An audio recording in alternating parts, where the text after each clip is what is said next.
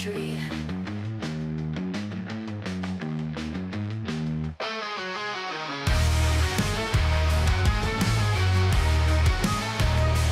Red and blue colors pouring from the sky. Debates turn to anger, the crowd gets loud. Punches flying in the blink of an eye. Truth buried deep beneath the shroud. Welcome to the bullpen, where the weak don't survive. These broken dreams we defend, trying to keep alive.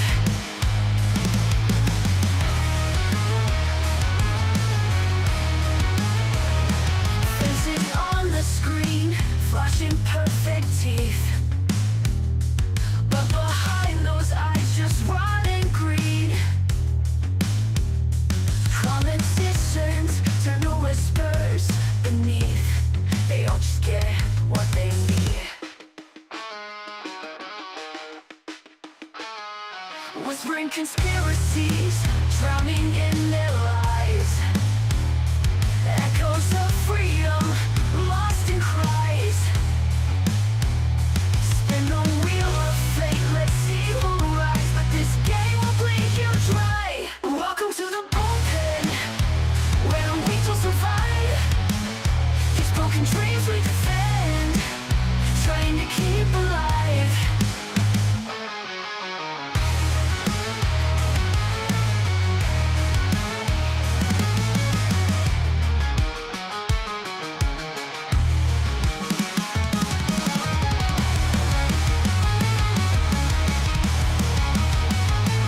Welcome to the bullpen, where the weak will survive. These broken dreams we defend, trying to keep alive.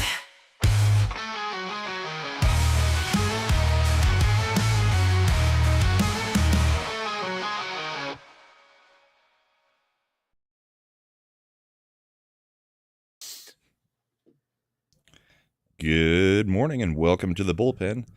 Another week has gone by and we're going to go into all the craziness that's happened and the good stuff that has also happened in the Trump administration.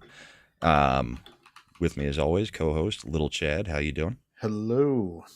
I'm doing well. I can drink soda because I use my own money. So if I Me wanted too, to. if I wanted to. Now, if Coca-Cola wants to send us money, I would still say that I have no problem with them restricting EBT and SNAP, but that's fine. I'll still take the Correct. Coca-Cola money. Maybe Pepsi will do it. Whatever. Yeah, that whole situation is insane that anybody actually put out that you should be allowed to get whatever you want with your SNAP benefits and there I should be no want restrictions. them. All right. I want to go old school. Let's get rid of these EBT cards.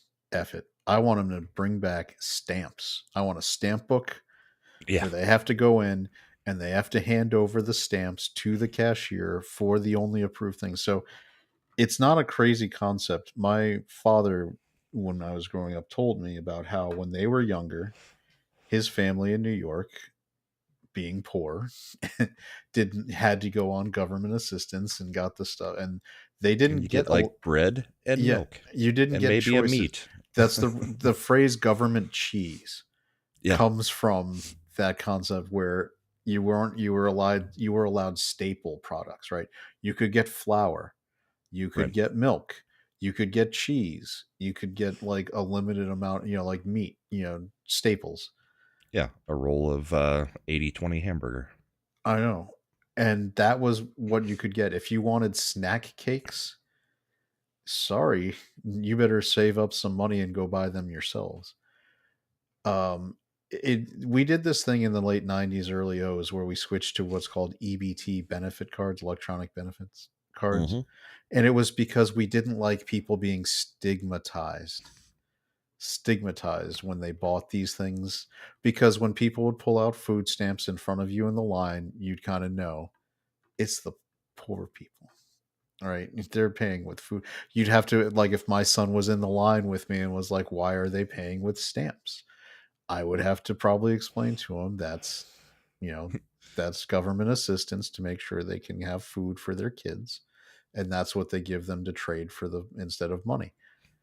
And they didn't like people being Then why are they exposed. getting 2 24 packs of Mountain Dew? You know, Because the government thinks that that is essential for you, apparently. do you know you can use EBT cards at strip clubs? Doesn't surprise me. There was, yeah, I read articles about that, because they'll sell food products there, Right. and so people will go in The and best steak buy dinner their that you can get. and buy the food products with the EBT cards, and then just happen to be witnessing other entertainment while they're there. Get yourself a lovely roast beef sandwich. Which, I'm sorry, we need to stigmatize some of that stuff. Government assistance wasn't meant to be a permanent solution for anybody in life. It was meant to help you when you were unable to help yourself. Yeah, but I mean, even 30 years ago, Rush Limbaugh was talking about the welfare queens and how it's a lifestyle. Exactly. We've got to get away from that. But the fact that there were a whole bunch of MAGA influencers that were taking money to come out and basically say something that everybody on MAGA would call out as absolute BS is a little bit alarming that they're so easily bought off. And there were a lot of them. Because that's not a take that anybody rationally would take on the MAGA side of things, saying that you're just allowed to buy whatever with taxpayer money. No. I've had trouble finding the exact number, but there is allegedly floating around that Coca-Cola makes 40% of its profit, the amount that it makes in profit. So probably gross it's bigger, but just 40% comes from EBT funds, like benefit funds. Yeah, that's crazy. It wouldn't surprise me though, because no, it wouldn't, because that's also a segment of people that is probably not taking care of themselves the way they should anyway. Yeah, and part of this is also people have to understand Coca-Cola is a family of products. Yeah. So people, I know they do vitamin waters, I think is Coca-Cola. Yeah, they've got a number of or is it Powerade of different waters. I forget which one, but they own several where they're making the money one way or the other. It's like Seattle's Best being owned by Starbucks. So the point being, like, it's not crazy to think that through all of government benefits that Coca-Cola could be pulling in 40% of its profit from EBT and SNAP. And right. I'm sorry, but I know this is like a lot of times that I fall under the libertarian side of I know that these food products are bad, but I don't think they should be banned. But nobody's calling for a ban. They're calling that's what for I'm saying. A ban from government or from taxpayer money. That's what I'm saying. That's why it's I see this as very different, because you are in effect stealing my money is to let people pay for this. I guess Eric Meyer says Grok is telling us that the answer is that Coca-Cola's retail value of sales from EBT is $5 billion per year. It's a lot of money. That's a lot of money. And if it was USAID money going to Coca-Cola, we'd be upset about that. But this is one of those things where you're also providing an incentive.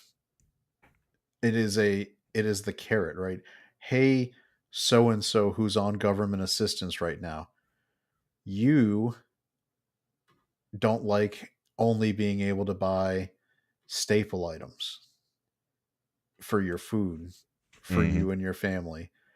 Well, guess what is a motivator?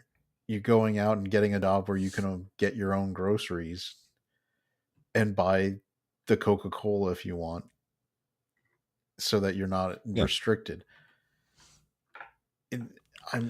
What I don't like is that the influencers were doing the comparison to New York and the big gulp thing, which is different because 8 to 10 years ago.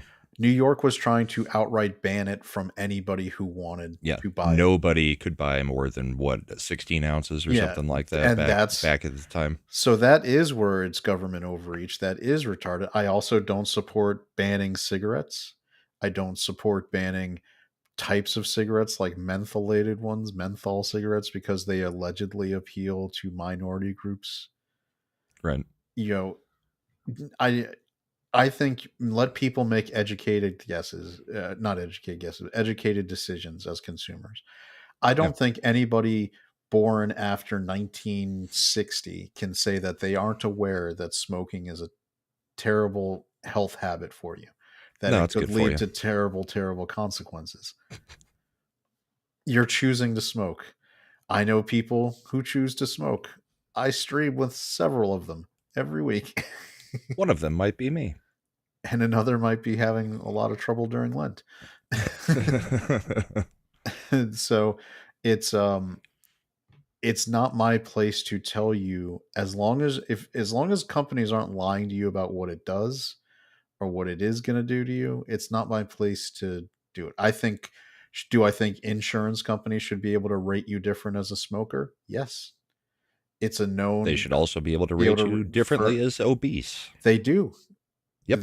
Yeah, so that's the whole point. Like th- these are life choice. I am overweight. I've been underweight. I've been overweight. I know how to get back to being the correct weight. Do I make choices that get me there? Not always. Do am I well aware of the choice I'm making? Yes. Yes, I am. Right. Am I an adult who understands it? Yes. Yes, I am. Is my son overweight? No. No, he is not. Because I have exercise. Me and my wife exercise control over his diet, so to speak. When he's an adult, he might get there, but right now, no, he doesn't. He drinks water. He has juice boxes that are like Actual like juice, not actual Capri juice Suns. where it's natural sugars and stuff like that. Do I have to pay extra for it? Yes, I do. Do I do that stuff for myself? Not always, but I do for my son more than I do for me. These are all things where rational adults are capable, and when the influence are getting bought off, it's so ridiculous. Like it exposes so much. Well, and it shows it doesn't put MAGA influencers in a good light, because if they're bought off on something like that everybody can see is just an absolutely stupid argument, specifically comparing the EBT stuff to the ban in New York a few years ago. That shows a lack of critical thinking that makes the whole group look stupid. I mean, um, it's it's a ridiculous comparison, and that's how you Yeah, can be exposed um, to whether, like you said, because no rational person can rightly say they're the same concept, argument, or type of situation. So if you're obfuscating this to try to rile people up who don't critically think, you are clearly doing it on purpose, or you're too stupid to care that the soda companies are doing this to you on purpose right. to do it. It's and I'm sorry, you're right.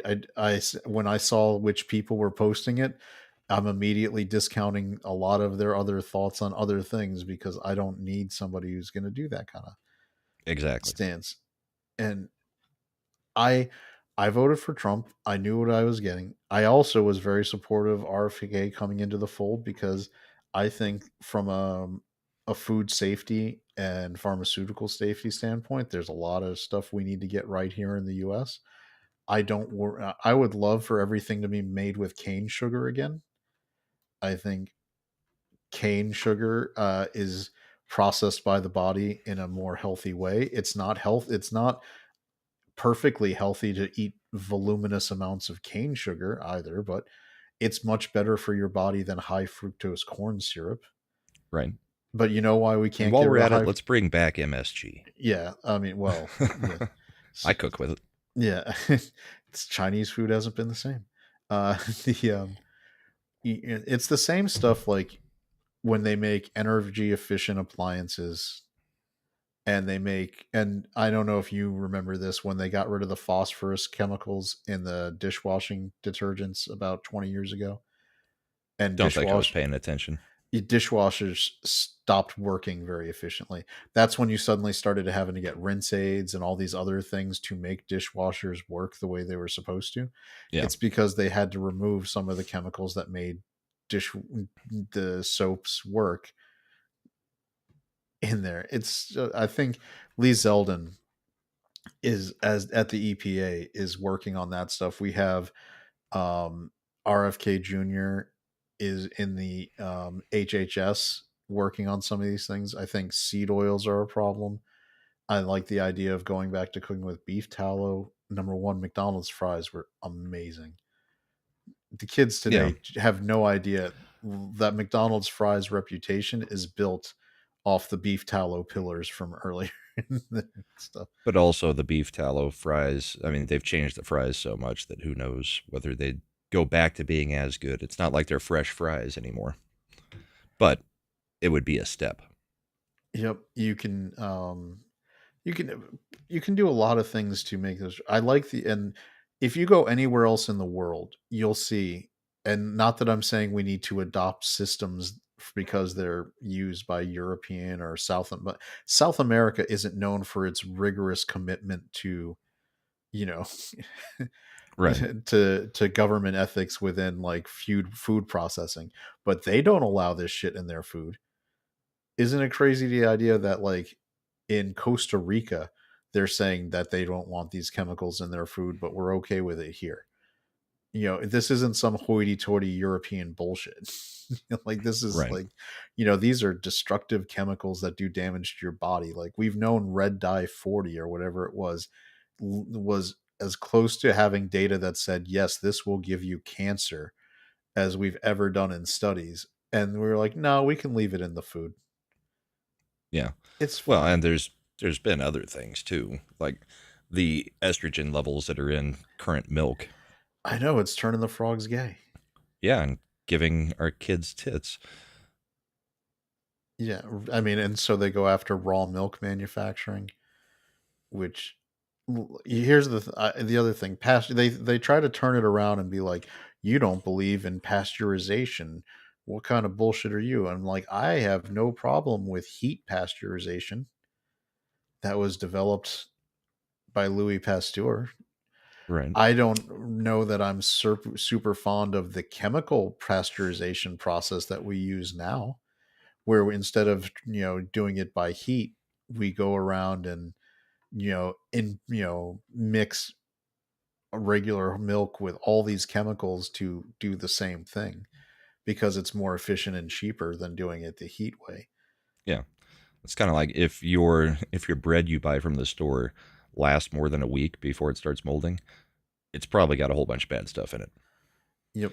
And we've got now that I'm a little concerned because the Secretary of Agriculture said one of her ways to attack this avian flu issue was to start mass mRNA vaccinating poultry. Yeah, I'd rather Well, not have any spike I'd proteins I'd in rather my not have that. chicken. Yep. So no, I'd Meanwhile, the price of eggs has come down because we're finally seeing some stoppage of the slaughtering of chickens, so that's nice. it's amazing how if people listen to the bullpen, we talked about how it would Yeah. basically be about this cycle. It would take a couple months at a minimum to start getting the production back to where it was, and by 6 months post December, which would be May, we'd probably be at full production where we were, because that's how long it takes to get poultry back into hen laying, hens into Egg laying laying, hens. Yeah. egg lay, into egg laying. And as long as you don't cull the herds massively and kill a billion chickens, it to purposefully, I'm convinced, Oh, purposefully that was definitely spike the yeah. cost of eggs. Which, by the way, you spike the cost of eggs, it's just like energy, right? Eggs get used in a lot of things in production, so you're juicing up the cost along the path for everything else All before it kinds can. of baking, a lot of things that are fried because the breading is made with an egg wash. I mean, all kinds of stuff. stems from Yeah. eggs Yep. But what they see, the thing that I don't think they counted on is this actually helps Trump in that when consumers because he can, can say, before I came in, the eggs were these this, were and this now much. we're at this. That's what I'm talking about. Like it's the Treasury people and everyone coming out as they're like, well, inflation is still a risk. They can come out and be like, they're telling you inflation is a risk, but the prices have started coming down on everything since Trump's been in office. Where what are they talking about? Don't believe them because they keep like. And the main thing is you bring and Trump was smart. The first thing he worked on was starting to make deals to get oil prices down Yeah. so that gasoline prices would go down. So that the whole line of things being shipped and being sold across the country also comes down in price, because you're not going to, inflation can come down. That doesn't mean the prices automatically come down, because once you've set an established price, it's hard to get companies to move off of that price, even though inflation has come down. But if the supply chain cost is cheaper, that can move the prices. And the supply chain really goes all the way back to the oil price. So Yep. he's making his moves. We all said it was going to be a little bit painful in the beginning, but we're starting to see some of it pay off. And you can see, I think it was the Secretary of the Treasury was out doing some interviews where the philosophy is coming in because they were going after him about, the stock market is coming down, this, that, and the other. And what he was doing in the answers was it was perfectly good for Trump and the administration summing up their actual economic philosophy because he also called out that Biden and those guys were cooking the books. They're Which like we all knew. we all knew because he was talking about how they kept jobbing the jobs data where they would like and then Right. they And then they had to revise it down. 7 or 8 months later down to, we really didn't do anything, Yep. And how they were cooking the GDP numbers because they were using government spending to really mask a lot of stuff. and changing the definition of what a recession is Yep. to not have been in a recession, even though we all felt the effects of a recession. Which is what he was saying. Like the economic philosophy of Trump isn't about government BLS statistics on jobs and these other things. What they're doing is they're looking at how the everyday average American feels about their economic situation. And that comes from, can I buy my groceries and still have money left over? If I needed to go out and buy a car, could I afford to get a car? Like these are the things that they are focused on. And so he basically said if the stock market fluctuates and goes into correction territory because it loses 10 to 15% because we are making things good for the average American, we It's don't an care. expected correction. Yeah, and he said it's actually good for stock markets, and he's It's correct good for the interest rates to too. go through corrections because you'd rather have stable corrections than collapses. Because if you go too long without a correction, as a former Fed chair Alan Greenspan called it, you get irrational exuberance within the stock market, and that's what sets you up for a stock market crash where you lose 60-70% of the stock market value and wipes out companies. And I see people talking, and there's comments online where one guy I read this article and it was on CNBC, did a comment where he was bitching, like, my retirement account, I'm about to retire and I'm getting hosed because the stock market is there's. I want to pull that guy aside and be like, whoever your financial advisor is, if you have one, is retarded because any good financial advisor is going to tell you to start at age about 50 to 55. You've got to start flipping your ratios within your retirement accounts from aggressive stock market investing to stable interest bearing accounts so that you are Yeah. insulated when you hit retirement from stock market corrections and crashes. Yeah. Same things were being said in '08 when we did have the recession. You know, everybody on the verge of retirement was going completely insane because they did have most of their retirement wiped out because they weren't handling their money correctly. But most people in the the middle class don't. I mean, everybody has access to a financial advisor, but most don't have the extra money just to hand it over to somebody to tell them how to Here, handle their money. So, here's a pro tip for people. If you're watching this show, you have Rumble or YouTube, or you're on X. You yeah. can look up a guy named Dave Ramsey, or you can watch 20-minute videos on for free where all of this will be explained to you in sufficient detail that you can handle doing it yourself. Yep. And you don't have to pay a financial advisor a dime. And it gives you the basics on how you should handle those retirement accounts.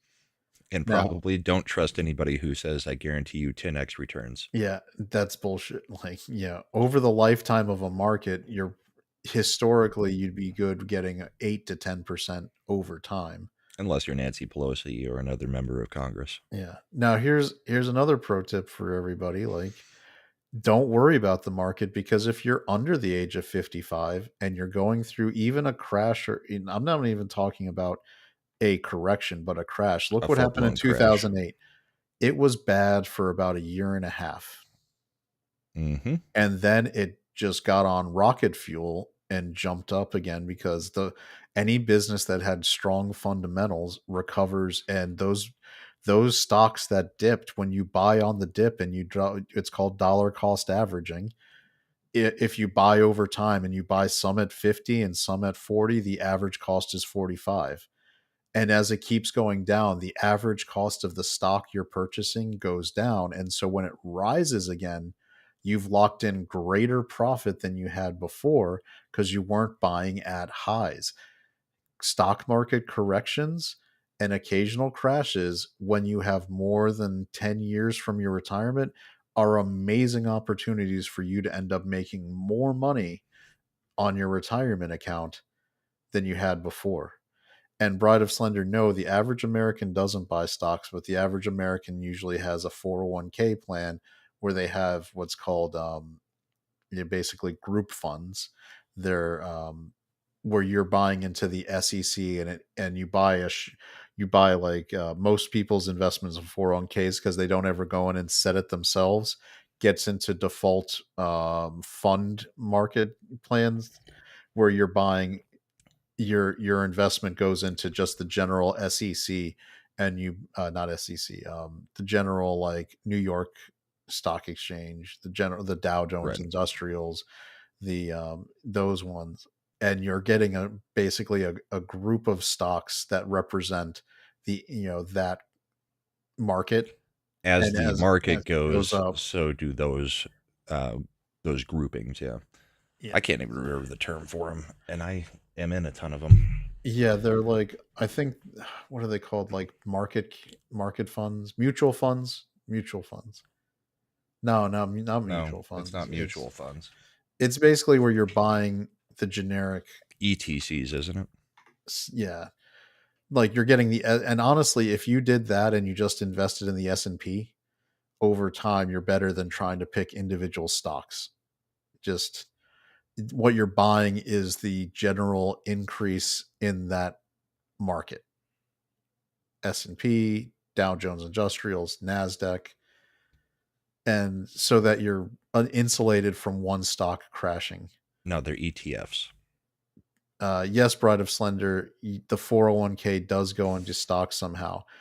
If you don't actually choose the funds yourself, if you read the fine print, the 401k organization that your employer works with will basically take your age and do a generic fund mix for what is appropriate for your age and investing. But most of the time, you can choose. I would Oh, like yes. it to be aggressively invested or Moderate um, risk or low moderate risk. risk. Yeah. And the general rule of thumb is, if you're 20 plus years from retirement, you should be in very aggressive funds. And as you move closer to retirement, you start shifting out of aggressive into what's called guaranteed interest. That would be money market, bonds, that kind of thing, where you don't get the big returns, but you don't get any losses. CDs. Yeah. Yep. So I mean, it's a fair, these are well established principles for investing at this point. And it's crazy how people convince you need to spend a lot of money or time to learn these things. Again, 20 to 30 minutes of YouTube videos a couple times a week over the course of a month, and you'll be as qualified as any financial advisor to understand the basics of investing principles. And there's even ETFs for, say, Bitcoin now, You where can, as Bitcoin moves, so does your portfolio, but you're not actually having to buy Bitcoin or any of the cryptocurrencies. yeah, and this Those is were just established basically in the last year and clearly this isn't financial advice, because we're just telling you to learn, to kind go of learn. learn the principles and make the decisions that you feel are right for you. We're not telling you to buy anything. Don't just listen to me. Don't listen to Brahman. So Yeah, don't that ever listen to Chad. there's our and never listen to Jim Cramer. Never ever. There's a reason there's an internet meme called the inverse Kramer. Some dude actually did. He basically counter invested Jim Cramer for an entire year, and his return was like 17%. it was it was pretty spectacular. Yep. So, um, Yeah, Eric Myers had made a comment similar to that earlier. oh yeah, there you go. The inverse Kramer. Now, speaking of people who are probably not doing so well on their stocks lately, Chuck Schumer probably isn't getting the funds that he used to, because I don't know if a lot of people have faith in the way he can handles money. Brahma, do you have an idea of why people might think that Chuck Schumer isn't the guy to send money to right now? Well, Chuck Schumer decided to go on The View this week and completely stepped in it when he basically came out and said, I don't know why people are so upset and think that their money is theirs. You know, they can't claim that the government can't have whatever amount of their money. And yeah, I mean, dude is a complete moron. He does not understand the sentiment of the American people at the moment. None of the Democrats seem to, because most of the advice that we've seen all of this week coming from MSNBC and CNN is exactly what we want them to think, which is, no, we need to go harder, not we need to adjust. So it's going to be a long 4 years for the Dems, and I'm here for it. I think I may have found the actual clip. Let me get this ready for us, because it's always good when you can actually see the stupidness coming out of their mouth. Right. Let's add that. So this was him on The View. Yep. And they even start playing the music to go to commercial To, like, because shut they up, realize shut how up, Chuck, stupid shut he's up. sounding right now. Yeah, here we go. And you know what their attitude is? I made my money all by myself. How dare your government take my money from me? I don't want to pay taxes. Or, I built my company with my bare hands. How dare your government tell me how I should treat my customers, the land and water that I own, or my employees? They hate government. Government's a barrier to people. A barrier to stop. Whoopi's them like, from doing shut your things. mouth, They Chuck. want to destroy Yeah. it. We are not letting them do it, and we're united. Okay, good. Yep, there's Chuck. It amazes me that they have taken no lessons from this loss. And it really does sound a lot like Obama. You didn't build that. Government did that for you. It's the exact same sentiment. We wouldn't have So- roads without government. All Yeah, right. sure, but So it's I- our tax money paying Okay. it. I mean, I see Eric talking about, is this different than Lutnick saying Social Security people won't miss their checks? I want to address that, because I watched that full clip, and that's not what he was trying to make as the point. He said, if my mother, who's 90, didn't get her Social Security check 1 month, she wouldn't immediately, start calling demanding what's going on. She would think there was a mistake or an honest error, and she would want, wait to see if it got fixed before she just called and just went nuts about it.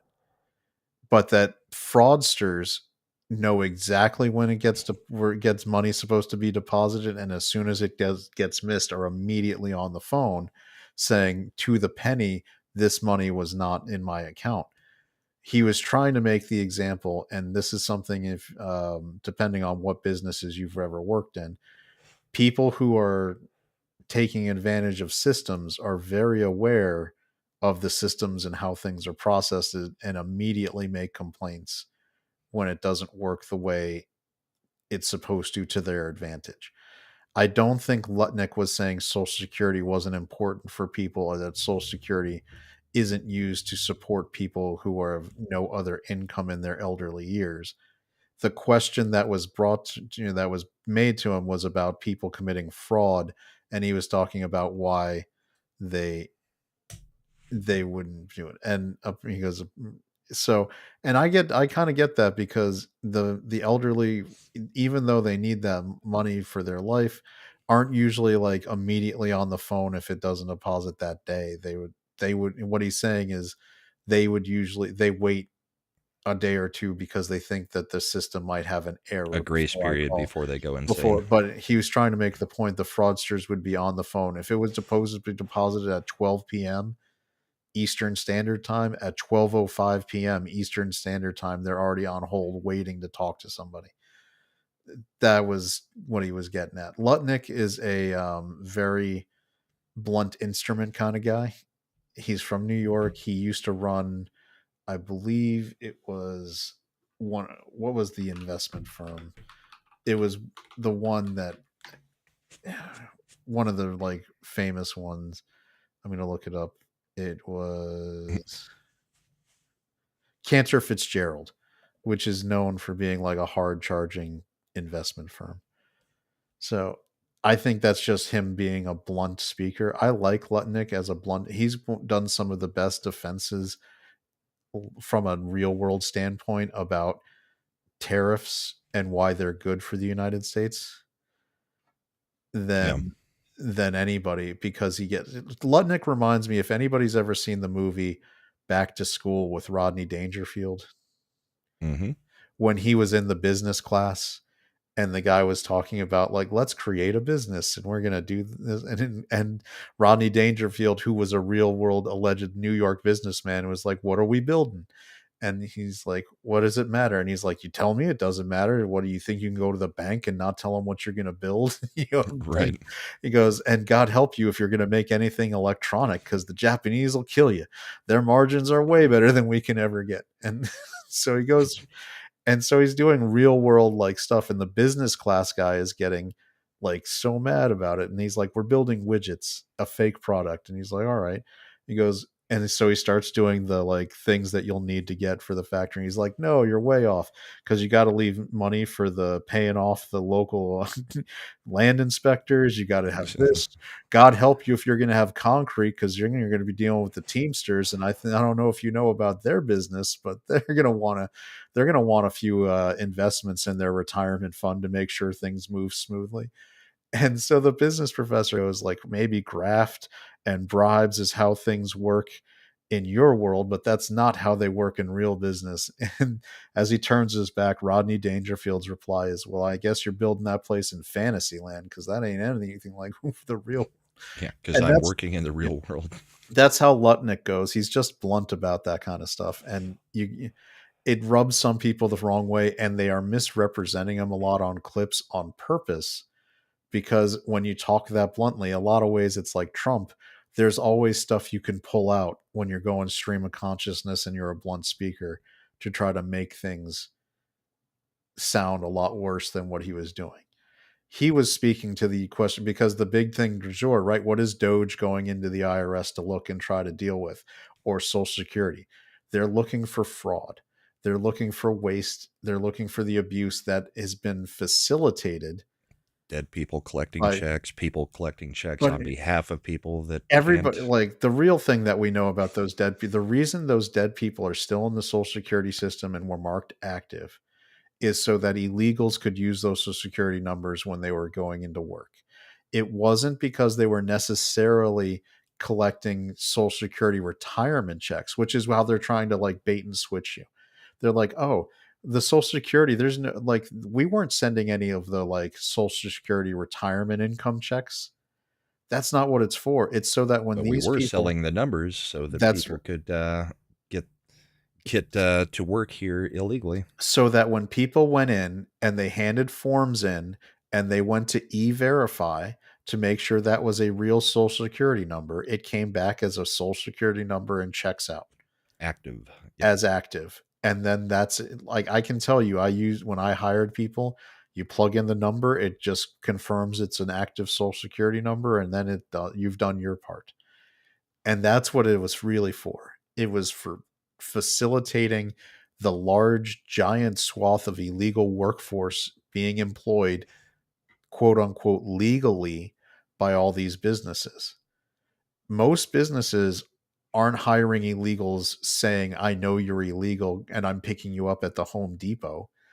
They're having people come in, they fill out the paperwork, and then they start working. Even though you may have your suspicions, you can be like, your defense is going to be like, well, I put the number into e-verify and it came out active. So what was I supposed to do?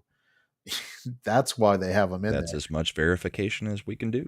It's no mistake. What did Elon say when they ran those numbers? That it was around 10 to 15 million, it seemed like, people over like 110 that were still active in Social Security. What do you think that number kind of corresponds to?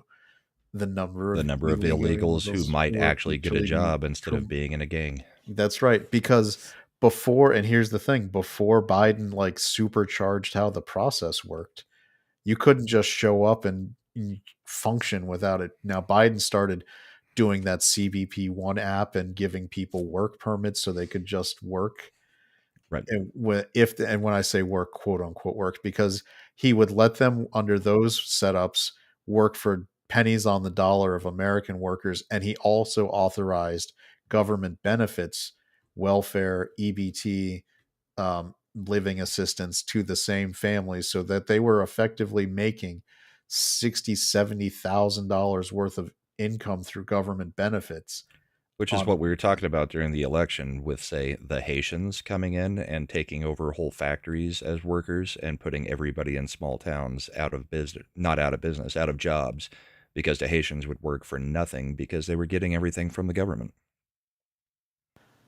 And that was on purpose because the businesses in the area, and that was on, I think we played the clip from PBS. Who's like, I couldn't get Americans to work for these wages. Yeah, Right. you couldn't, because you're paying them like $8 an hour in a factory setting where a person would expect, an American probably expects $20 to $25 an hour for that job. Which is also the answer to the Democrats' very racist statements of who's going to pick your crops and who's going to do all these things, who's going to take care of your lawn. The answer is always, well, if you pay an actual wage, then somebody will do it. If you're going to pay a lower wage, yeah, you're probably going to have to find somebody who's shady and willing to do it for that wage. But I mean, the wage, you're going to get what you're paying for, typically. But that's where artificially raising the minimum wage over and over and over to where, somebody at McDonald's now is making $25 an hour at entry level, working the cashier station, also is a problem because it's not based on how good you are or, what that job is meant to do. It's based on, well, we think you need to have a living wage no matter what job you're doing. And that is messing up kind of everything because small businesses aren't going to be able to keep surviving paying a higher minimum wage for a job that doesn't deserve that much money. Yep. It's all, and that's why, anyway, that's what they're really unfree. All of these things that they're really going after Trump about and his administration are because they're all exposing financial funneling of money to support left-wing causes, like illegals who you fund to make sure they'll vote for you, the USAID so that they can give slush funds to left-wing thinkers so they don't have to have real jobs and can make high levels of income. You got, or not just that, but also, topple governments and across the world, because they're a CIA front group. Right. Allegedly. Speaking of toppling governments, Chad, do you think that Canada would win in a all-out shooting war with the U.S.? They don't have guns. Like, I would say that just the redneck population of West Virginia could probably beat Canada in a shooting war. Well, Joy Reid doesn't agree with you. She says that Canada's done it before, and they'll do it again if we decide to push it. Is she So, talking about the goddamn War of 1812? yeah, Jesus. Grampy Trump, let's talk. Let's talk. First of all, you can't make Canada the 51st state without going to war with them. And let me explain how that happened, how that worked out the last time we tried to go to war with Canada. They burned the White House to the ground in 1814 Can we and pause it real won the quick? war. yeah. Number one, this dumb bitch.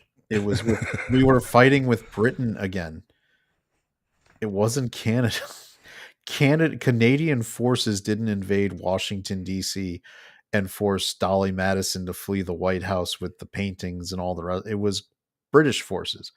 Great Britain. The settlement of the War of 1812 wasn't a treaty between the United States and Canada. It was a treaty between Great Britain and the United States, setting up the parallel that became the northern border. Let's let her cook a little. All right. Canada beat us in the War of 1812. They probably like their chances against us. We're not going to beat them in a war because we have never been able to do that. You'd have to occupy a country that is equivalent of the size of the United States, in which the top 2/3 of it is uninhabited. Then you don't have to frozen inhabit it forest land or that occupy it. touches the Arctic. So You know how that worked out when She just made the point that we would have to take over and occupy the land, and 2/3 of it is inhabitable. So no, you don't have to occupy that 2/3 because there's nobody inhabiting it. You would just have to inhabit the lower 1/3. But either way, that's not how this works. I think our carrier group against their no carriers, zero carriers, probably is an advantage. Our thousands of fighting planes probably are going to do better than their 45. Here's a fun question for them. Who's refining the fuel that their planes and vehicles would be using? Because if you look at the pipeline maps, you talk about how Canada, Trudeau and the new globalist WEF prime minister they have talk about how all the rich production of natural resources they have. Guess what they do with all of their oil? They ship it to the Gulf to be refined. The Gulf of America. Gulf of America. Not somewhere, not Hudson Bay. That all of their refining gets done in the United States. And if we were in a state of war, you'd run out of oil, because I hate to break it to you, there's only one blue water navy in the entire world. Mm-hmm. The United States. The United States would only have to block, I think, 2 or 3 ports of entry on the west coast of Canada, on the east coast of Canada, to make sure that tankers bringing refined oil and petroleum products like gasoline couldn't get in. And then we cut off the pipelines, and they wouldn't have cars that could run. And then I know they're like, oh, we'll cut off electricity to Michigan. Good for you. We'll cut off oil to all of you. And for the record, this is not saying us saying that anything should happen. This is making fun of her thinking that Canada would actually just, clean our clocks. And I hate to break it to Joy Reid that she thinks Canada is some unified population.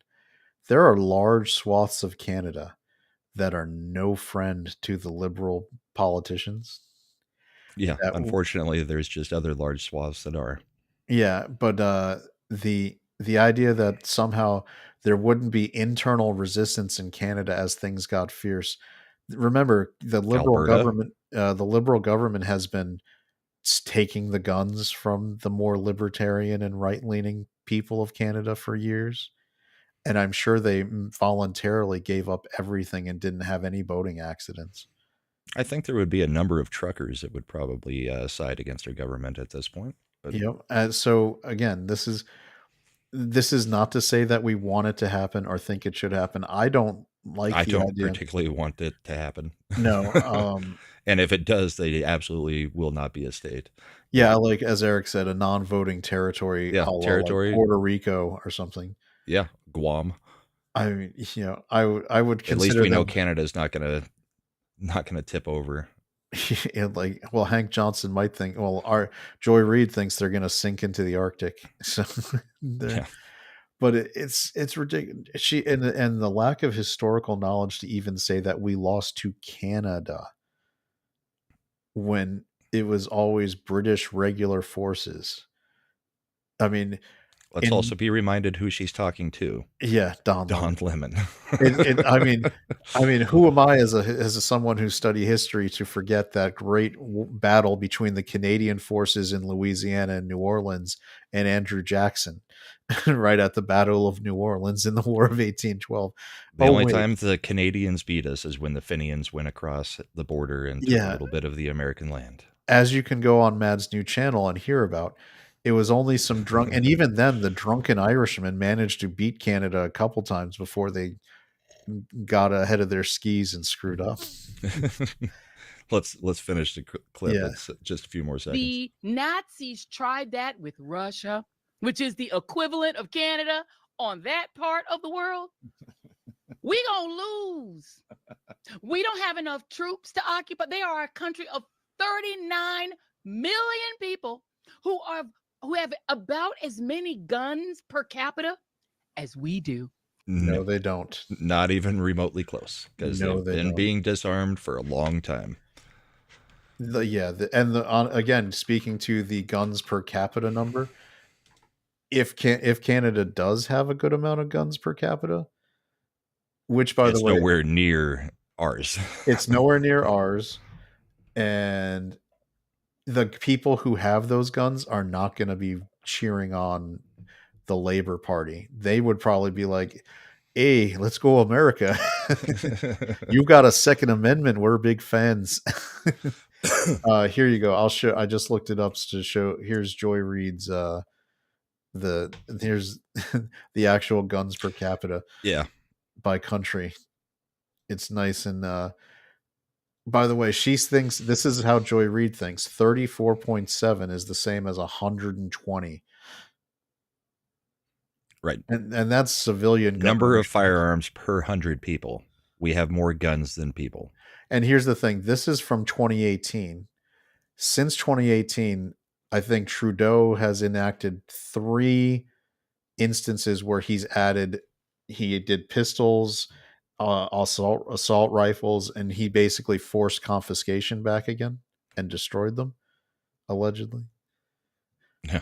Or no, they sent them to Ukraine, some bullshit. Anyway, that was in the most recent one. So that number is probably dropped in Canada, whereas in America, I can tell you in the Biden administration, gun purchasing was strong because we all knew at any moment it could go the other direction. Anytime they start talking about a gun grab, we all go out and buy guns. Yep. The biggest gun sale boom in America happened under Obama. Yep. So here's some military comparisons. As far as total aircraft, the U.S. 13,043, Canada 351. Fighter aircraft. I mean, so that's the total numbers. So this is all just air power. We have a ton more of everything. They don't even have any attack helicopters. They don't have any attack aircraft. They've got some fighter aircraft. And yeah, it's not happening. And I like Gojira's point. I think our 340 to 350 million is not going to worry about the 39 million that she's quoting as the amount of people in Canada. So I just thought that was funny. We also have a little more with Don Lemon this week because he was on Bill Maher, where he basically came out and said, you can't be black and be a rational MAGA voter. Oh, So still going with the line that you can't be black and vote for Republicans. You can't be black and vote for Donald Trump in any way. when It's gone Trump, so well for them, that line of argument. yeah, I mean it's hilarious. Like the idea, Trump made inroads across every minority group's demographic, And and Trump was a hero to a lot of black people during most of the time before he became a politician.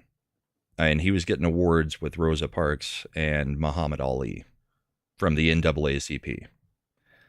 A lot of black kids grew up seeing Trump on TV in certain areas of the country because even before The Apprentice, Trump was on magazine covers and on the nightly news for all kinds of stuff long before he got into the politics or The Apprentice. He was a rap superstar. But yeah, like a lot of things, people seem to have forgotten which side of the aisle actually has taken care of minority groups rather than just using them. it was, yeah, it's crazy.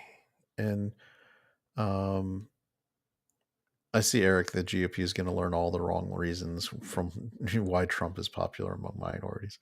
I don't know about that. I think that the newer generation coming up under Trump is not so much GOP. I agree with you that the classic GOP people, like the Mitch McConnell types and all that, McConnell, yeah, they're not doing it. But like Byron Donalds, like we got a whole JD Vance, we've got a whole new generation that is learning the right lessons and they're not taking the bullshit. yeah. Let's take a quick listen to Don Lemon and Bill Maher. Let's see. Let me ask you your opinion on this. Saturday Night Live 50th anniversary show. They did one thing. They did a sketch where Tom Hanks puts on a MAGA hat, so he's a Trumper, and then Keenan comes over to shake his hand, and he won't shake his hand. Yeah. And I said this on Fareed's show the other day. I found that's so old. You know, I didn't vote for him. I get all the bad things about that administration, but if you think they don't shake black people's hands, it's just you're wrong. That's not who they are. Some of them Matt do. Gaetz shakes black people's hands. You know, Kid Rock will shake your hand. It's just not helpful to like think that half the country that's where they are. That's your step. Still, you're a comedian. You know, it's part of its comedy. I understand. But let's be honest. There's a huge faction of the MAGA movement that's really fucking racist. I wouldn't say huge. No, I'd say partly. I would say huge. Yeah. Okay. Well, we have different perspectives. I would say huge. And even if they're not, you have to overlook a lot of that in order to support Donald Trump, which I think is maybe even more egregious than just saying I'm a racist. Yep. And can I say something? Yeah, go for it. Don Lemon, go fuck yourself. This is bullshit. Like, this is bullshit. He's such an ass. He got drummed. He was so bad that even CNN couldn't deal with him. He got drummed out before the Trump election. And I'm so sick and tired of it because they try to, and it's not like they haven't used this attack for 30 years, but it's classic where all you say is, look, I don't want a trans chick waving their dick around in a girl's locker room. Well, you're racist and homophobic and transphobic. No. How do you why is that all of a sudden? Why am I the problem because I'm saying no? When you're saying that we should have immigration restrictions, well, you're a xenophobic person. No, I have no problem with people who are American of every type. I just don't want our country being invaded. And then you're saying, I think urban communities that have been run exclusively by Democrat politicians for 70 years, possibly even longer, like Detroit, Boston, whatever city you want to answer, Chicago, are being ill served by that, and that black people could do a lot better with government that actually is representative of their needs. Oh, well, you're racist because you hate hate black. Where did you get that from what I said? Because I said that Detroit is a what was it during the campaign when Lizzo was like, when Trump was like, Detroit's a piece of shit city and needs to be fixed. Right. Yeah, is anybody going to legit tell me that Detroit doesn't have? I mean, RoboCop was made in the 1980s about how shitty Detroit was, to the point where a corporation would want to go in and just buy it all up cheap to build their own city. That was the 80s, and they were already talking about that.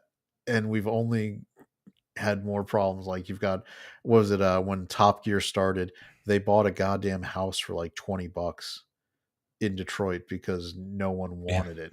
And it was Because it was cheaper than a, foreclosed upon 20 yeah, years ago. it was cheaper. They're like, we could get a hotel room, but Let me for ask you, $20 we just bought a house. It's like, this is, and that doesn't make you racist to say that stuff. And Right. so Don Lemon is trying to, because he's gone out to MAGA events and they don't like Don Lemon, and they call No, him they fake don't. news, and they call him an asshole because he is. Don Lemon, who was credibly accused of SA, by the way, on several times, because I'm going to use their own standards against them, right? Because credible accusations are all it takes. Yeah. So he was credibly accused, as way more credibly than Kavanaugh. And Of course, in the last week, he's come out and started accusing some of the people at the network of the exact same thing towards him. So, it's just blame game all around. exactly. And when when he's like, he's trying to conflate that because people don't like him and his behavior and all those problems, that it means that they must hate black people. No, they hate you, Don Lemon. Yeah, it could be the fact that we hate that you're an actual racist. You know who else? Here's the other clip. I was going to say, but you know who else they hated at MAGA rallies was whatever, the CNN Jim Acosta. Jim Acosta. I think he got even more hate than Don Lemon, and Jim Acosta is not a black guy, so it wasn't racism. It was CNN. And here with, all right, MAGA is CNNist. We don't like CNN, Right. Or MSNBC. and, yeah. Nick the Greek for $4.99. Why do they still give Don Lemon and the like a platform to spout their ridiculous rhetoric anymore? Well, Don Lemon doesn't really have a platform anymore. He's basically a podcaster.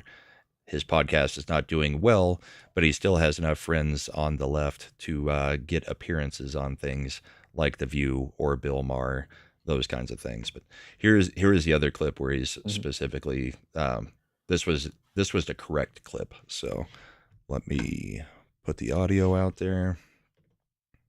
It's the same thing that when I see not all black Republicans, but I see a black MAGA person who is carrying Donald Trump's water and they know that he's lying, it is the shortest line to the front. Because if you're black and you're whatever, you're just in line with a bunch of other Democrats that are doing the same thing that you're doing. But if you become a black MAGA person, it's like, whoa, let's book this person, let's put him on television. So you don't Let's think you can promote- be a sincere black MAGA person? No, I just said, I don't think that, I just said, I think there can be sincere Republicans. But you can't be a sincere black Republican? I don't See, think that- that you can. I don't think that you can be a rational MAGA, be black and be a rational MAGA person. I think you can be black and be a Republican. I think they would find that very insulting. Well, I mean, the truth is often insulting. It's the same thing that when I see. So, yeah, that was the clip I had meant to play. The other one still works to show how much of an idiot he is, but that was the one that I actually meant to play about can't be a rational black person and vote for MAGA. So yeah, I mean, I said I don't just be repeating the same piece I just said. Yeah, but so I mean, that kind of rhetoric though leads me to the next question. How long is it going to be before somebody on the left ends up harming or killing a Tesla owner?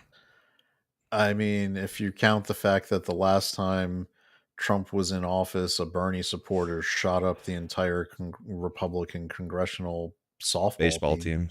Yeah. And we memory hold that whole thing like it didn't happen, even though Steve Scalise was almost killed, if not for Capitol Police. And the only reason that happened is because Capitol Police provide plainclothes security to the upper leadership. That means like Speaker of the Yep. House, majority leader, minority whip, and all that. So Scalise being there and playing on the team is the only reason those plainclothes officers were there. If he wasn't there, that entire Republican congressional group would have just been on that field with no security, and he would have had free reign to like shoot for a lot longer. Yeah, Yep. I don't. I mean, we've already had. I think there was a trans person who shot into a Tesla dealership We've and had was the fire arrested. bombings. We've had fire bombings. We've had a few leftists set themselves on fire trying to blow up either charging stations or the vehicles. Here But you go. at some point we're going to get That's an example of that kind of leftist. yeah, I am helping Ralph. because and as a message to the people doing that, this Tesla builds cameras like The Sentry mode. all over their car with the Sentry mode. So they end up finding these people, and In every case, they found the people that are doing like the keying. I mean, the Tesla Sentry mode, and Elon has said at the dealerships they've activated Sentry mode on every single one of the vehicles at all the dealerships now. He just did that as a precaution, but individual owners are doing it too, and everybody's getting caught on video. So I don't know how you could still be so stupid as to try to do anything right now. I mean, you should know that you're going to get caught, but we had the video of the guy chasing down the lady in her Tesla yesterday, stopping in front of her and getting out and screaming at her. Sooner or later, it's going to turn to violence, I think, because the left just cannot handle themselves. Howdy, Vex. Thanks for the raid this morning. yeah, I don't know how it ends. I know that I think, unfortunately, I worry like you do that it's gonna be somebody getting like Some level of violence. some level, like an extreme level. Because I think that even in the event if somebody has like a moderate level, like just assaulted. Because if you, I mean, most of us are old enough to remember from The summer of 2016. love. And well, when in 2016, when Trump was running and people were throwing shakes, with people with MAGA hats on, where they were physically getting assaulted and nothing actually happened to anybody. Right. I do think the difference is if they've already classified this at the federal level as acts of terrorism because they're Domestic terrorism. because they're politically motivated Mm-hmm. to send political messaging, which time to start twisting the Patriot Act to our favor. Because we started making that some stuff that's against federal law, we can start. Bondi and the Cash at the FBI actually have tools available to bring. We're talking like 30 plus year sentences in federal And prison. we've seen at least one instance where Bondi has brought, I think, 3 charges under those domestic terrorism acts. So I've only seen one indictment so far. And I don't even know if that one was real. I'm assuming it was. It looked like a real document, but who knows? Because Bondi hasn't exactly been on it the way we hoped she would. I think Gates would have been more effective at this point, but who knows? It could just be the red tape that they've got in all of these bureaucracies. I'm not as down on Bondi yet as other people seem to be, because one of the things I watch closely is the 2A legal, battles. Right. And there was people were going like pitchfork in hand against Bondi. Earlier, it was just, I think, this week, because a DOJ attorney had filed a brief basically saying that they don't consider suppressors a firearm, and Part of thus the fire, yeah. and thus they're an accessory. No and protections for suppressors. no protection under the Second Amendment. And everyone went apeshit. But what happened the next day is Bondi sent people to overrule him, and this was and it happened too quick for it to have been, because it got reported on. Bondi and the federal level people sent over basically a memo to the judge to ask for a 30-day stay on filings, so that because the DOJ is repositioning their, basically taking new positions on all of these cases, and so they need to get all the attorneys in line with the actual positions of the Department of Justice. Yeah. What that code means is the DOJ is going to come back with a amicus brief or filing saying that they do consider suppressors a firearm. They are integral to the firearm. They're probably going to say maybe even that if they want to go really balls to the wall, that they're in common use and under the Bruin and newer tests. Therefore, they cannot be subject to restriction under the NFA, which is the National Firearms Act. At least that's the fingers crossed hope in the 2A community. I don't think a judge is going to let that fly at the district level, but we'll see. Yeah. Point And being, Bondi is moving. I'm not completely down on her either, but the major missteps that seem to have come from Trump's government have been Bondi kind of stepping in it in a few places, especially the Epstein stuff. I'm not real happy with how they did the JFK stuff without any kind of summarization. Well, I mean, they never promised summaries. They promised the documents, and they delivered all the documents, and that got done by Tulsi. That wasn't Right. Bondi. That wasn't anything. That was actually through the DNI, because that was all. The Epstein debacle was ridiculous, though. Now the Epstein stuff, I mean, now we got letters saying that we found out after. I don't know that part of that wasn't to try to get people to rat out where some of these documents might be. I like to give the Trump administration has been so coherently capable in this, this run compared to 2016, that sometimes I do fast. Sometimes I do think they are doing stuff to try to get people to out themselves. Smoke out some people. I mean, it makes no look. We just got an FBI agent arrested for classified document leaking this week. He's, for taking classified documents to write his anti-Trump book. And part of that stuff, that wouldn't have happened before. So I think the way Christy Nomes talked about how they're running operations in DHS to find who's leaking what and arrest them. Mm-hmm. I don't know if the Bondi stuff with the Epstein files, you make it because it didn't quite come out yet, but I give it as long as if they. Oh, it wasn't that it didn't come out. It was just the whole using influencers thing, giving them the binders, and it's the same crap we've already had, was just bad optics to me. Completely bad optics. And sure, it could be to smoke somebody out, but you're also, I mean, I don't really care about most of the influencers. I mean, there's some that I actually do pay attention to, but at the same time, you just burn some of their credibility the same way that, back to the beginning of the show, the soda debacle is going. So, I mean, you can only burn credibility so much before people just stop listening.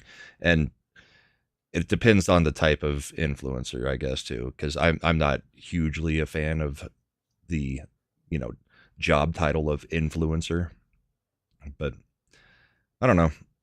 There is something I got a call yesterday from my son-in-law, and there's something also spreading on TikTok. I don't know if you've heard about this one, but have you heard the left is starting to make a push about Trump unbanning the segregation laws? No, it's bullshit. I mean, I know it is. Have you heard it, though? Because no, I think we're going to be ahead of this one, because I think it'll make news in the next couple weeks. Yeah, I'm not on TikTok, so I don't have any idea. But the number, I don't know what. So what it goes back to is basically when Trump did the executive order reversing Obama and who was it? He did Johnson? One. Yeah, he actually went all the way back to a Johnson one for affirmative for DEI. action. Yeah. Basically getting rid of DEI in the government. Also got rid of the executive orders because they were buried within the Obama stuff and the Johnson stuff that said that the government can't segregate. Okay. But it's still a law on the books that you cannot segregate. So it's still a law getting rid of this executive order doesn't necessarily do anything you- as far as that. You could segregate. All right, so here's where if Forced segregation. if somebody wanted to try to sow seeds of discontent, there an example: the U.S. military with the president as commander in chief was desegregated prior to Woodrow Wilson, who was a racist asshole, and he resegregated the military in the 19 teens, and then it wasn't desegregated again until after World War II. Right. Now, in theory, that was all done through executive action, and I don't believe there's ever been any official legislation passed by Congress that was signed into law that actually said the United States military cannot be segregated by the commander in chief. Does that mean it's ever going to happen? No, that's stupid. It's not going to happen. This is clearly trying to make people the as we saw with Joy Reid and these other ones, they're out, and Don Lemon, their ultimate line of defense against Trump is to just call him a racist and say that, like Lemon saying you can't really be a black MAGA person because it's so inherently racist that no right thinking black man or woman could ever be MAGA, which is stupid. Yeah, the black face of white supremacy. Yeah. Larry that, Elder. that they're all Clayton Bigsby from Mm-hmm. Dave Chappelle. So I have not seen it. I could see why they're trying to spread it through TikTok, also because that Chinese run algorithm is going to want to try to kneecap Trump. Yep. But it is not something that I guarantee you Trump is going to he's going to remove one group of people from the military. The entire fight that they're going to have is to remove trans people from the military. Right. But they are not and going get rid of DEI in the and military. get rid of DEI. And I can tell you that with Pete Hegseth in charge, they are probably going to, and they're not going to do it by ever saying they have to, but they are probably going to lock women out of some forward operating roles. And it's not because they're going to say women can't serve. It's going to be because they make standards uniform. Go back to physical standards For and physical tests. requirements to meet that service. Like a ranger, to get the ranger badge, is going to have to pass this. And if any woman can actually pass that, they'll be a ranger. But there's not going to be any dumbing down of standards. There's not going to be any adjustment of standards. There's not going to be any gender version of standards. It's going to be standard, right? And if a woman, like in friggin' GI Jane in the 90s, which was always funny because GI is army, they used it for Navy SEAL. If a woman could ever pass SEAL testing, she could get to be a SEAL. Is a woman in my lifetime ever going to be able to pass the physical requirements for a Navy SEAL? Highly doubt it. Unlikely. Unless they change them. But I don't think they're going to get changed under Hegseth. Have in the past, they've changed standards for the different sexes. But if we then get them back to where they are supposed to be, and you must be able to pass them, yeah, that's what Hegseth is working towards for us. Which is funny. I think we talked about Hegseth was also polling whether it should go back to the Department of War instead of Department of Defense. Right. I'm 100% about that. I like the idea of having a Secretary of War. His job title would be 100% cooler. Pete Hegseth, Secretary of War. Yeah. Does anybody in chat have anything else they wanted us to cover this week, or any questions?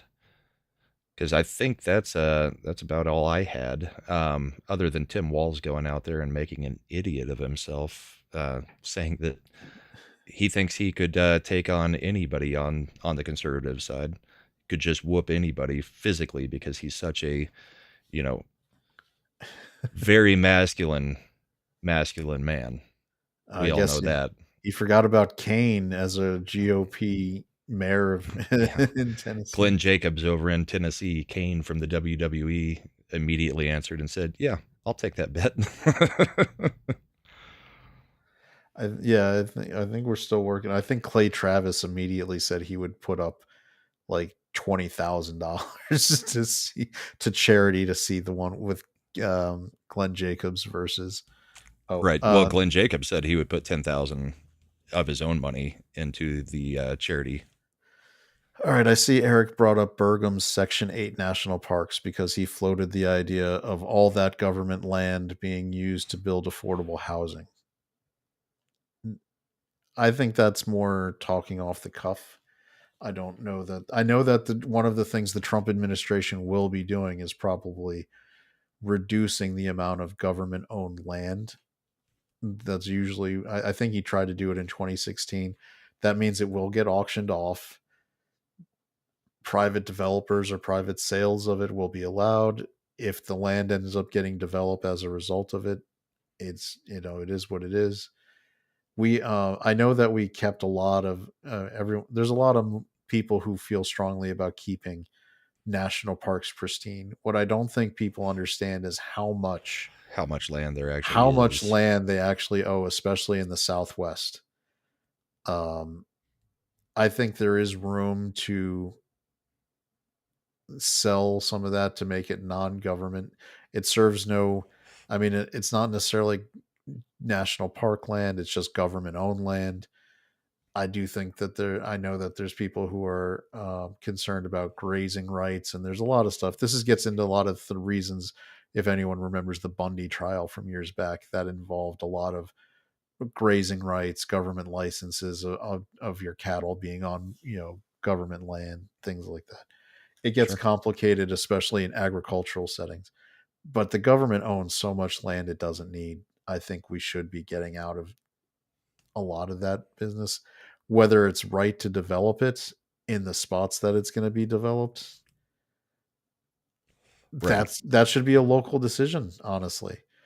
Now, I can tell if it you, gets declassified as federal land, yeah, I mean, local doesn't have any rights to it at the moment yeah, to make any decisions.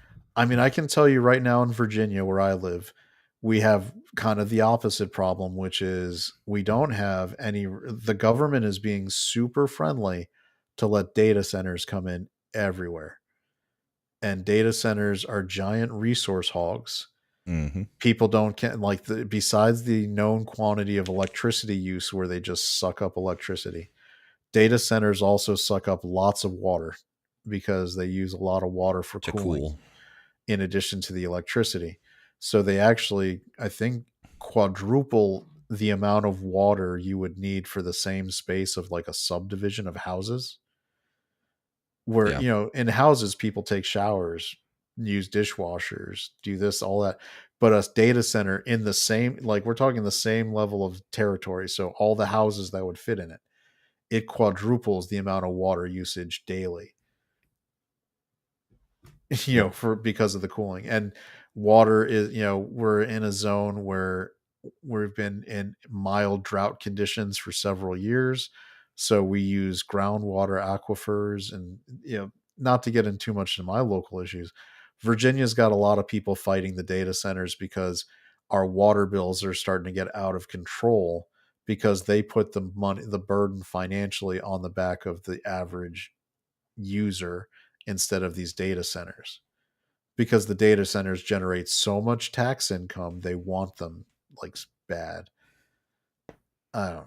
It's so I think there is room for reasonable stuff because if when it is turned over to just private development, they can have all sorts of outsized influence because of their financial capabilities over the average voter, because most voters are apathetic until a few years later when the bills start getting really high, and then it's too late because then the data center's open and in operation. Right. So I don't know. Vegas is April 17th is the actual meetup. I'll be there from the 16th to the 21st. And then Duke and a few others mentioned the F-47 Ooh, that's pretty cool. Pretty cool. The issue is, as I think everybody in chat is saying, Boeing has not been on the greatest run lately. I would say that you have to understand there are different departments within Boeing, and commercial versus, like, I mean, here's the F Well, forty there's also seven. the Starliner. It's not just the commercial that was a problem. The Starliner did not do so well either. Wasn't that Boeing? That was Boeing, but here's where Trump is also an America First guy. Boeing is the major commercial airline manufacturer in the United States. I don't think there's anyone who even we don't have anybody else who really does it. Like, Doesn't Lockheed still? commercial, not like at the like commercial level that I think Boeing does. Okay. I'm talking like air, like I know that people talk about the Dreamliner being an issue, and which is was it a modified 777 740? Wait, I'm not sure. 737, maybe. the Dreamliner 787. Yeah, so it's a modified 787. I think Trump knows that the it's important for Boeing to exist in the United States, because if we're reshoring manufacturing, we 100% need that capability here. So, in the one hand, Boeing's prototype for the F-47 may have actually won all the testing, and so it's the most qualified. I do think it's pretty interesting, the idea that it's going to have an autonomous drone that can attach and detach to be its own wingman is Yeah. pretty it's pretty badass. I've seen that in movies, and now it's cool that it's actually going to exist. But if you're reshoring and you're doing this stuff, having Boeing do it, if they want all the programs, rightfully so, hopefully they did. But if then you get Boeing back on their feet, because the Trump administration and hopefully the Vance administration after, executing proper oversight, getting Boeing to make a good product and pay money for that good product that serves our purposes, can help Boeing right their ship, no pun intended, can get American aviation manufacturing back where it needs to be. Because I guarantee you, Trump is going to be hopefully talking about making it so Boeing can't operate in China anymore. Yeah. If the that Boeing, because China does is now, they've robbed Boeing of all they needed to start building their own stuff through the Chinese, local competitor.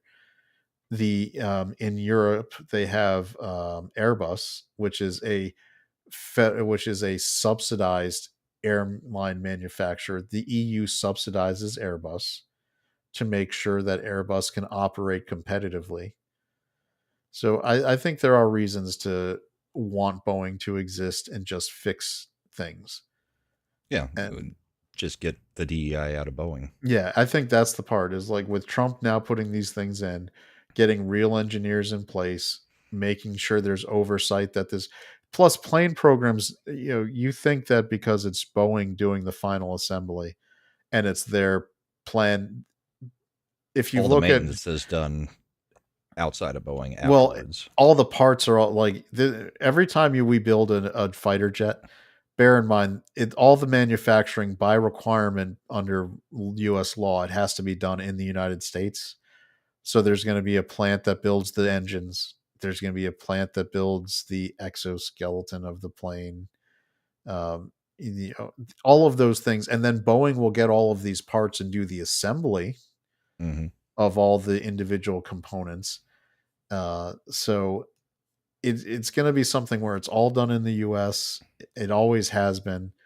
And I can tell you the F-22 was fantastic. It got retired early because of the F-35, and because the Congress got it in their head that they wanted what was called the Joint Strike Fighter, which was one fighter that could be used across the Navy, the Air Force, and any other, and Marines. Right. So, and the Joint Strike Fighter is a piece of shit. It has a lot of issues. Eventually, I think they've worked on it to the point where it is usable, but it took a lot of fixes and iteration. It's like a friggin' Ubisoft video game.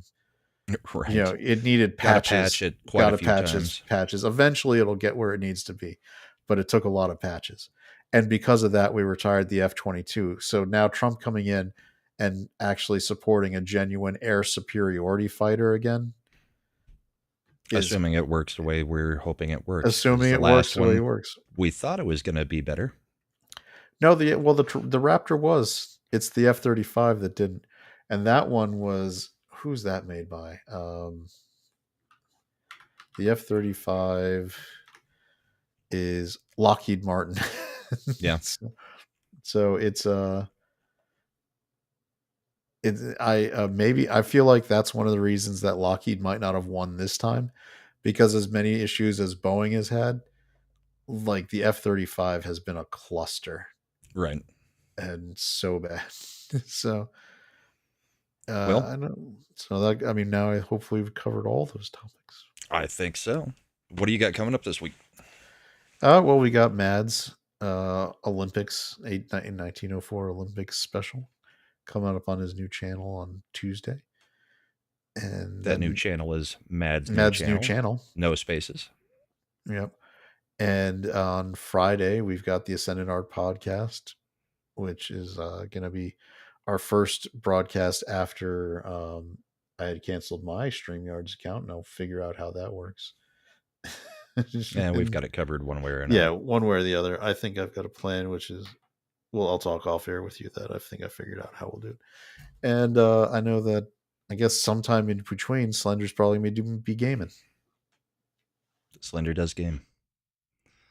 Yes, Cool. sir. As for me, I'll be on comics Monday and Thursday. Tuesday night, I will be on with you and Mad and everybody else, the usual gang. Wednesday, the midweek hump. Friday, your show. Saturday, bourbon and boarding, and then we're right back here on Sunday morning. So, hope everybody has a great rest of their Sunday. Talk for a moment, Chad, because I'm going to try to set up a redirect over to George the Giant Slayer while we're closing out, so that he's not going to be live for, I think, another hour or so, but we can send some people over there in a raid. And yeah, that'll be good. So yeah, I mean, it's been a good week. I think things to look forward to seeing this week. We'll have some movement on a few more of the cases that are currently winding their way through.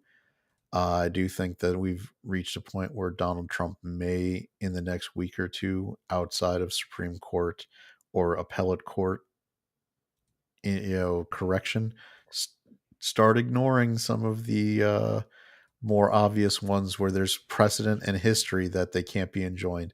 I'm specifically looking at the Aliens Act, where we've got an actual Supreme Court decision that says no appellate judge has the right to enjoin him under that. So that'll be a good one. Cool. All right, raid is set, so you guys are all going to go over to George's channel, give him a like. I'm sure most of you are probably subscribed, and yeah, we will catch you all later. Have a great weekend, everybody, or the rest of the weekend. We'll give you the intro as an outro, because people seem to like that song.